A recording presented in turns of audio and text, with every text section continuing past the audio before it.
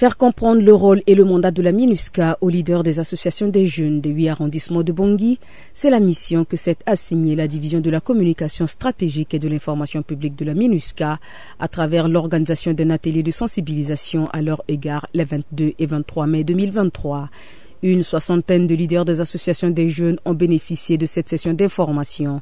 Parmi eux, des jeunes, les femmes, des personnes handicapées et des membres des associations de la société civile qui ont renforcé leurs connaissances sur la protection des civils, mais aussi le rôle qu'ils peuvent jouer pour une implémentation réussie du mandat de la MINUSCA. Aujourd'hui, la MINUSCA travaille beaucoup avec les autorités locales pour qu'au moins chaque centrafricain ait conscience de sa contribution par rapport à la question de protection civile. Il est indispensable pour chaque centrafricain aujourd'hui de partager des informations de sécurité. Cela permettra effectivement à nous de la MINUSCA, au contingent de la MINUSCA, d'organiser des patrouilles de dissuasion dans ces différentes localités, que ce soit aussi les patrouilles conjointes avec le FSI, la police et la gendarmerie.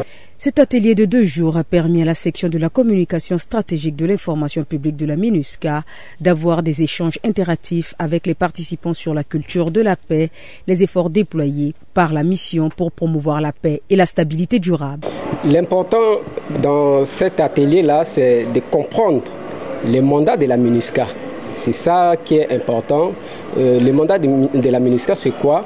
On sait aujourd'hui que la MINUSCA est là en République centrafricaine pour protéger la population civile et puis contribuer en commun accord avec les autorités du pays pour ramener la paix et puis poursuivre le processus de la restauration de l'autorité de l'État. La protection des civils, la restauration de l'autorité de l'État et l'accompagnement dans le processus de paix, la cohésion sociale et la réconciliation nationale, tels sont les points essentiels exposés par Mme Elodie Francine Oussaïna, présidente fondatrice de l'association Vision Positive pour les femmes en Afrique.